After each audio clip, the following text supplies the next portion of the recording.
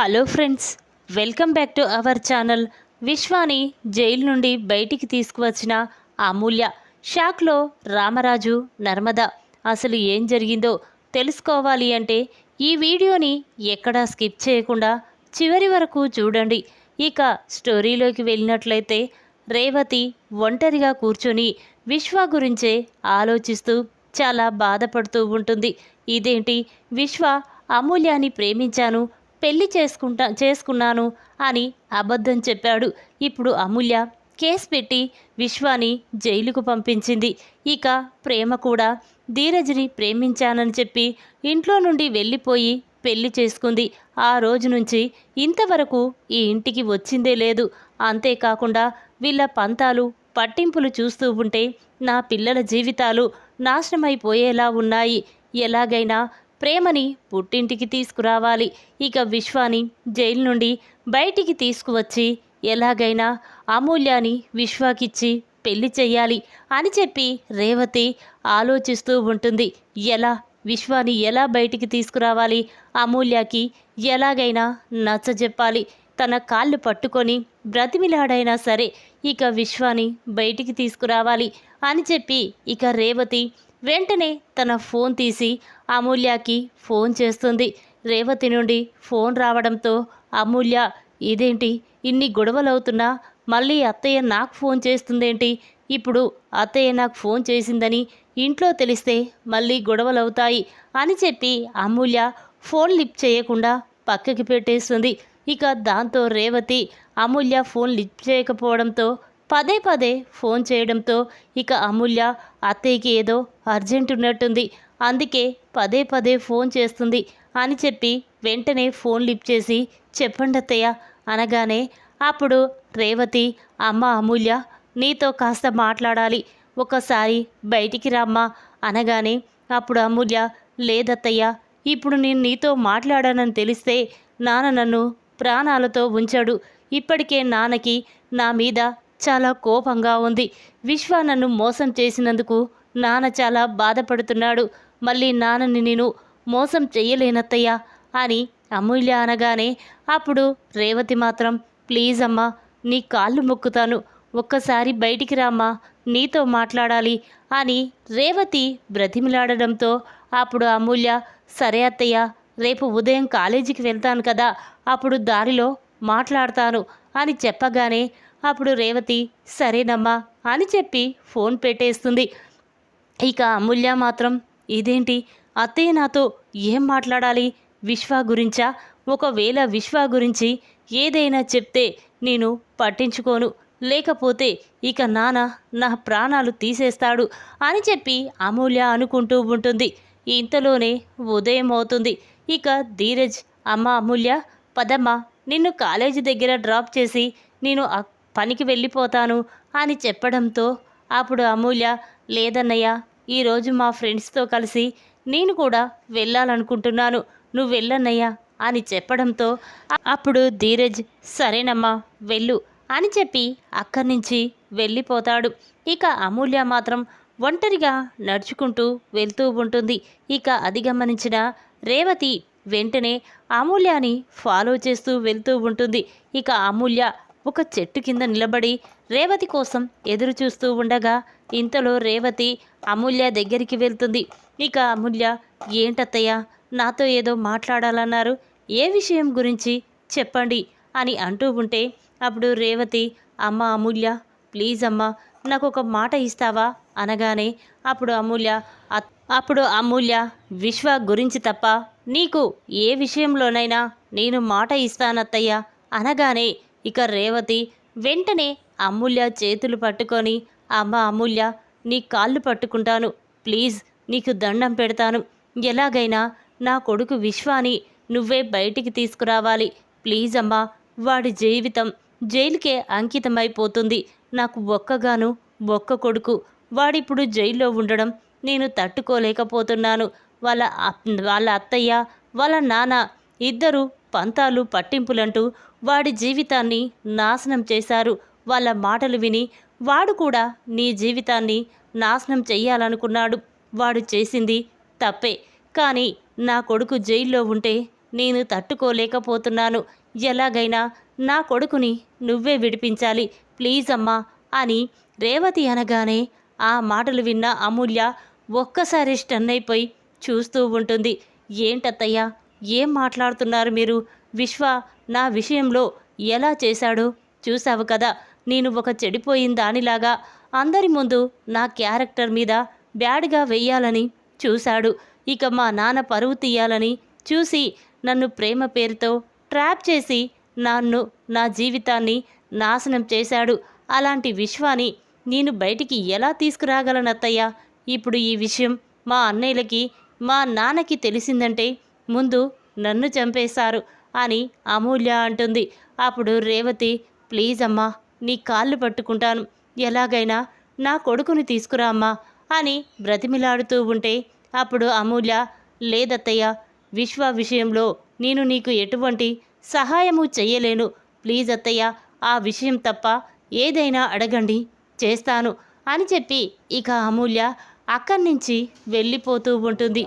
అది చూసిన రేవతి చాలా బాధపడుతూ, అమూల్య, నా కొడుకుని విడిపించవా అనగానే అప్పుడు అమూల్య, చూడండి అత్తయ్య, ఆ విషయం తప్ప మీరు ఏది అడిగినా చేస్తానని చెప్పాను కదా అనగానే అప్పుడు రేవతి, చూడు అమూల్య, ఇదే నీ నిర్ణయం అయితే నా నిర్ణయం చెప్తాను విను. రేపు నా కొడుకుని నువ్వు జైలు నుండి విడిపించకపోతే రేపు సాయంత్రం వరకల్లా మీ అత్తయ్య మీ కళ్ళ ముందు ప్రాణాలతో ఉండదు. నేను నా కొడుకు కోసమైనా ప్రాణాలు వదలడానికి సిద్ధంగా ఉన్నాను అని చెప్పగానే ఇక అమూల్య స్టన్ అయిపోయి చూస్తూ ఉంటుంది. ఏంటత్తయ్య, ఏం మాట్లాడుతున్నారు మీరు? నువ్వు చనిపోవడం ఏంటత్తయ్య అనగానే అప్పుడు రేవతి, అవును, నా కన్న కొడుకు జైల్లో ఉండి బాధపడుతూ ఉంటే నేను ఎలా బయట ఉండి సంతోషంగా ఉండగలను? అందుకే నా కొడుకు కోసం నేను ప్రాణాలు తీసుకోవడానికైనా సిద్ధంగా ఉన్నాను అని చెప్పి ఇక రేవతి అనగానే అప్పుడు అమూల్య, ఏంటత్తయ్య, విశ్వ నా జీవితాన్ని నాశనం చెయ్యాలనుకున్నాడు. అటువంటి విశ్వాని మా అన్నయ్య జైల్లో పెట్టించాడు. తప్ప అంటే నీ కొడుకు చేసింది మంచి పనా అనగానే అప్పుడు రేవతి, చూడు అమూల్య, నా కొడుకు చేసింది మంచి పని అని నేను అనడం లేదు. కానీ వాణ్ణి జైలు నుండి బయటికి తీసుకొచ్చిన తర్వాత మంచిగా మార్చుకుంటానని నేను చెప్తున్నాను. కానీ నా కొడుకు బయటికి రాకపోతే నా నిర్ణయం చెప్పాను కదా, ఇక నువ్వే ఆలోచించుకో అని చెప్పి ఇక రేవతి అక్కడి నుంచి వెళ్ళిపోతూ ఉంటుంది. ఇక అది చూసిన అమూల్య మాత్రం చాలా బాధపడుతూ ఉంటుంది. ఇదేంటి, విశ్వ కోసం అత్తయ్య చనిపోవడం ఏంటి? లేదు, అలా జరగకూడదు అని చెప్పి ఇక వెంటనే అమూల్య ఇంటికి వచ్చి ఒంటరిగా తన గదిలో కూర్చొని ఆలోచిస్తూ ఉంటుంది. నిజంగానే నేను విశ్వాని బయటికి తీసుకురాకపోతే అత్తయ్య విశ్వ కోసం ప్రాణాలు వదులుతుందా?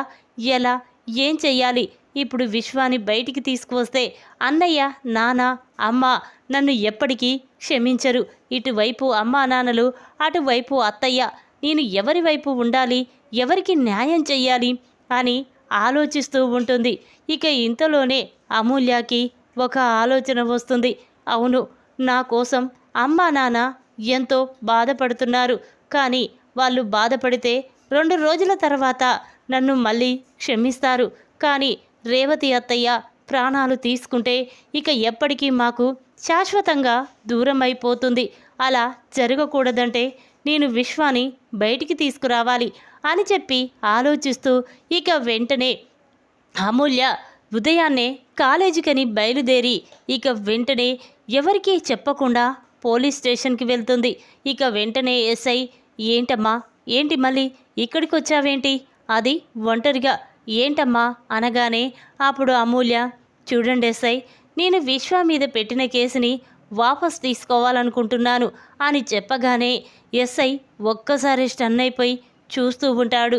ఏంటి అమూల్య, ఏం మాట్లాడుతున్నావు నువ్వు? మీ అన్నయ్య ఆ విశ్వ మీద నీ చేత కేసు పెట్టించాడు. ఇప్పుడు ఆ విశ్వాని జైల్లో వేశాము. వాడు చేసిన తప్పుకి శిక్ష అనుభవించాలి. అలాంటి వాణ్ణి నువ్వు మళ్ళీ బయటికి తీసుకొస్తానంటావేంటమ్మా? వద్దమ్మా అని అంటూ ఉంటే అప్పుడు అమూల్య, లేదెస్ఐ, ఒక ప్రాణాన్ని కాపాడాలి అంటే ఈ దుర్మార్గుణ్ణి బయటికి తీసుకురావాల్సిందే. ఈ దుర్మార్గుని కోసం ఒక నిండు జీవితం పాడైపోకూడదు కదా, అందుకే వీణ్ణి బయటికి తీసుకొస్తున్నాను అని చెప్పి ఇక అమూల్య వెంటనే విశ్వ మీద పెట్టిన కేసుని వాపస్ తీసుకొని ఇక విశ్వాని ఇంటికి తీసుకువస్తుంది. ఇక అక్కడికి వచ్చి అత్తయ్య అని పిలుస్తూ ఉండగా రేవతి బయటికి వస్తుంది.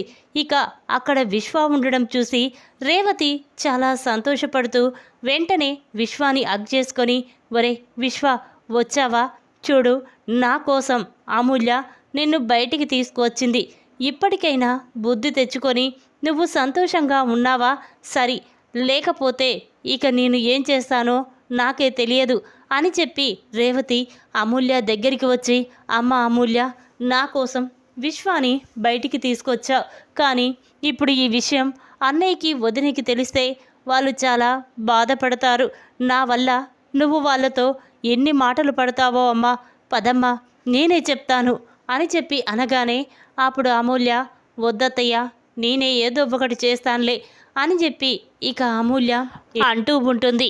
ఇక ఎంతలోనే ఎస్ఐ తన ఫోన్ తీసి రామరాజుకి ఫోన్ చేస్తాడు.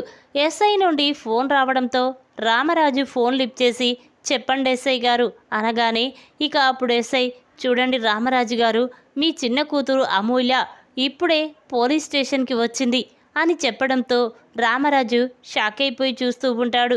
ఏంటండి ఏం మాట్లాడుతున్నారు, అమూల్య అక్కడికి రావడం ఏంటి, తనకు అక్కడికి రావాల్సిన అవసరం కూడా లేదు కదా అనగానే అప్పుడు ఎస్ఐ, చూడండి రామరాజు, మీ చిన్న కూతురు అమూల్య విశ్వ మీద పెట్టిన కేసుని వాపస్ తీసుకొని అతన్ని జైలు నుంచి విడిపించి తీసుకువెళ్ళింది అని చెప్పగానే రామరాజు ఒక్కసారి షాక్ అయిపోయి చూస్తూ ఉంటాడు. ఏంటి ఎస్ఐ ఏం మాట్లాడుతున్నారు, నా కూతురు వాణ్ణి విడిపించడమేంటి, ఆ దుర్మార్గుడు మంచివాడు కాదు, నా కూతురు జీవితాన్నే నాశనం చెయ్యాలనుకున్నాడు, అలాంటి వాణ్ణి నా కూతురు విడిపించడమేంటండి అంటూ ఉంటే అప్పుడు ఎస్ఐ, ఏమోనండి నాకు మాత్రం ఏమీ అర్థం కావడం లేదు, ఇప్పుడే అతన్ని జైలు నుంచి పంపించేశాం అని చెప్పగానే ఇక రామరాజు వేదవతి, ధీరజ్ అని పిలుచుకుంటూ హాల్లోకి వస్తూ ఉంటాడు. ఇక ఇంతలోనే అమూల్య ఇంట్లోకి వస్తూ ఉంటే అప్పుడు రామరాజు కోపంగా, అమూల్య ఇంట్లోకి వచ్చే అర్హత కోల్పోయావు అని చెప్పడంతో అప్పుడు వేదవతి, ఏంటండి ఏం మాట్లాడుతున్నారు, అమూల్య ఇప్పుడు ఏం తప్పు చేసిందని అనగానే అప్పుడు రామరాజు, ఇంకా ఏం తప్పు చేయాలి బుజ్జమ్మ, తను విశ్వ వల్ల మోసపోయిందని మనం అనుకున్నాం, కానీ అమూల్య కావాలనే విశ్వతో ప్రేమలో పడినట్టు ఇప్పుడు అనిపిస్తుంది, వాడు దీని జీవితం నాశనం చెయ్యడం కాదు, ఇదే చేతులారా దీని జీవితాన్ని నాశనం చేసుకుంటుంది, అసలు ఈరోజు ఇదేం చేసిందో తెలుసా, ఆ పోలీస్ స్టేషన్కి వెళ్ళి విశ్వ మీద పెట్టిన కేసుని వాపస్ తీసుకుంది, ఆ విశ్వ ఇప్పుడు ఇంటికి వచ్చాడు అని చెప్పగానే అందరూ స్టన్ అయిపోయి చూస్తూ ఉంటారు. ఇక శ్రీవల్లి మాత్రం, అమ్మ ఆ విశ్వగాడు బయటికి వచ్చాడు, ఇక నా గురించి నిజం చెప్పే అవకాశమే లేదు అని అనుకుంటూ ఉంటుంది. ఇక వేదవతి వెంటనే అమూల్య దగ్గరికి వెళ్ళి అమూల్య చెంప పగలగొడుతుంది. ఏంటే నువ్వు ఏం చేస్తున్నావో నీకైనా అర్థమవుతుందా, నీకోసం నువ్వు విశ్వ చేతిలో మోసపోయావని తెలిసి నీకోసం ధీరజ్ పోలీస్ స్టేషన్కి వెళ్ళి నీ చేత కేసు పెట్టించి వాణ్ణి జైలుకు పంపించాడు, అలాంటి దుర్మార్గుణ్ణి నువ్వు మళ్ళీ ఎందుకు బయటికి తీసుకొచ్చావే, అంటే అందరూ అనుకున్నట్టు నువ్వు విశ్వగాన్ని నిజంగానే ప్రేమించావా, పెళ్లి చేసుకోవాలనుకున్నావా, వాడి మీద ప్రేమతోనే ఇలా చేశావా అని వేదవతి అనగానే అప్పుడు అమూల్య చాలా బాధపడుతూ కన్నీళ్లు పెట్టుకుంటూ ఉంటుంది. ఏం చెప్పనమ్మా, ఎలా చెప్పను, ఏం చెప్పాలో కూడా నాకు అర్థం కావడం లేదు అని అమూల్య అనగానే ఇక వేదవతి, ఇంకా ఏం చెప్తావే, నిజంగానే నువ్వు విశ్వాని ప్రేమించావు, కానీ వాడు మాత్రం నిన్ను ప్రేమించలేదు, అందుకే నువ్వు వాడి మీద ప్రేమతో నువ్వు జైలుకు వెళ్ళి వాని మీద పెట్టిన కేసుని వాపస్ తీసుకొని ఇంటికి తీసుకువచ్చావు, ఛీ అని చెప్పి ఇక అనగానే అప్పుడు అమూల్య, అమ్మ ఇప్పుడు మీ ప్రశ్నలకి నేను సమాధానం చెప్పలేను, ఏదో ఒకరోజు ఖచ్చితంగా మీకు సమాధానం చెప్తానమ్మా అని చెప్పి అమూల్య చాలా బాధపడుతూ కన్నీళ్లు పెట్టుకుంటూ లోపలికి వెళ్ళిపోతుంది. ఇక అది చూసిన ప్రేమ నర్మద బాధపడుతూ ఉంటారు. ఇక వెంటనే నర్మద ప్రేమ అమూల్య దగ్గరికి వెళ్ళి, అమూల్య ఎందుకు ఇలా చేశావో చెప్పు, ఏదో బలమైన కారణం ఉండొట్టే ఇలా చేశావు, చెప్పు అమూల్య, ఏం జరిగింది, ఎవరు నిన్ను బలవంతం చేశారు చెప్పు అని నర్మద ప్రేమ ఇద్దరూ కూడా అమూల్యని నిలదీస్తూ ఉంటారు. ఇక అది చూసిన అమూల్య, వదిన, నేను విశ్వ మీద కేసు వాపస్ తీసుకోవడానికి కారణం రేవతి అత్తయ్యే, అత్తయ్య వల్లే నేను వాడి మీద కేసుని వాపస్ తీసుకున్నాను అని చెప్పడంతో అప్పుడు ప్రేమ, లేదమూల్య, అమ్మ ఇలా ఎప్పటికీ చెయ్యదు, వాడు ఇలా చేశాడంటే అమ్మ కూడా చాలా కోపం అనగానే అప్పుడు అమూల్య, అవును వదిన, అత్తయ్యకి వాడి మీద చాలా కోపమే ఉంది, కానీ కన్న కొడుకు జైల్లో ఉంటే తల్లి మనసు తట్టుకోలేదు కదా, అందుకే విశ్వాని బయటికి తీసుకురమ్మని నా కాళ్ళు పట్టుకొని బ్రతిమిలాడింది. అంతేకాకుండా విశ్వాని నేను బయటికి తీసుకురాకపోతే తన ప్రాణాలు తీసుకుంటానని అత్తయ్య అనడంతో ఇక అత్తయ్య ఎప్పుడు ఏ క్షణంలో ఏం చేసుకుంటుందోనని నేను బాధతో విశ్వాని బయటికి తీసుకొచ్చాను. వాడి వల్ల వాళ్ళ అమ్మకి ఏం కాకూడదని నేను వాణ్ణి బయటికి తీసుకొచ్చాను వదిన అని అమూల్య చెప్పడంతో ఇక ఆ మాటలు విన్నా ఇద్దరూ కూడా షాక్ అయిపోయి చూస్తూ ఉంటారు. ఇక నర్మద, అమూల్య, నీది ఎంత గొప్ప మనసు అమూల్య, నిన్ను నీ జీవితాన్ని నాశనం చేయాలనుకున్న ఆ విశ్వ వల్ల రేవతి పిన్ని చనిపోతుందని నువ్వు బాధపడి విశ్వాన్ని క్షమించి బయటికి తీసుకొచ్చావు. చాలు, ఇది చాలు అమూల్య, ఈ విషయం అత్తయ్యకి మామయ్యకి తెలిస్తే నిన్నే చాలా గొప్పగా ఊహించుకుంటారు అని నర్మద అంటుంది. ఇక అమూల్య, లేదు వదిన, ఈ విషయం ఇప్పుడు అమ్మ నాన్నకి చెప్పినా నమ్మరు, నా మీద వాళ్ళు చాలా కోపంగా ఉన్నారు, ఇప్పటికే వాళ్ళని నేను చాలాసార్లు మోసం చేశాను, అసలు వాళ్ళని చూస్తుంటేనే నేను వాళ్ళ కడుపులా ఎలా పుట్టానా, ఎందుకు వాళ్ళని బాధ పెడుతున్నానని నాకే బాధగా ఉంది అని అమూల్య అంటూ ఉంటే అప్పుడు నర్మద, చూడు అమూల్య, ఈ విషయం అత్తయ్య ముందు మామయ్య ముందు చెప్తే నిన్ను అర్థం చేసుకునేవాళ్ళు, ఇప్పుడు నువ్వు వాళ్ళని మోసం చేశావని వాళ్ళకి చాలా కోపంగా ఉంది నీ మీద అని నర్మద చెప్పగానే ఇక ప్రేమ, అక్క పదక్క, ఈ విషయం అత్తయ్యకి మామయ్యకి చెప్పేద్దాం, లేకపోతే తన కూతురే తనని మోసం చేసిందని ఇంకా బాధపడతాడు అని చెప్పి నర్మద ప్రేమ వెంటనే రామరాజు గదిలోకి వెళ్ళి, ఇక అత్తయ్య మావయ్య, మీరు అమూల్యాని తప్పుగా అర్థం చేసుకున్నారు, అసలు ఏం జరిగిందంటే అని చెప్పి ఇక రేవతి, విశ్వ, అమూల్య గురించి మొత్తం నిజాన్ని ఇక నర్మద ప్రేమ రామరాజు వేదవతికి చెప్తారు.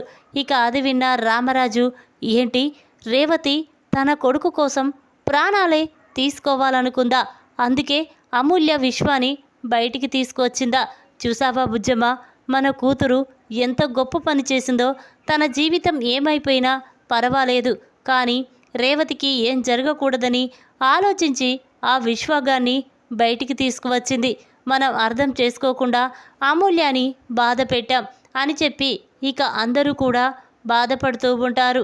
ఈ విధంగా విశ్వాని బయటికి తీసుకువచ్చిన అమూల్య షాక్లో రామరాజు, నర్మద అసలు ఏం జరిగిందో తెలుసుకోవాలి అంటే ఈ వీడియోని ఎక్కడా స్కిప్ చేయకండి.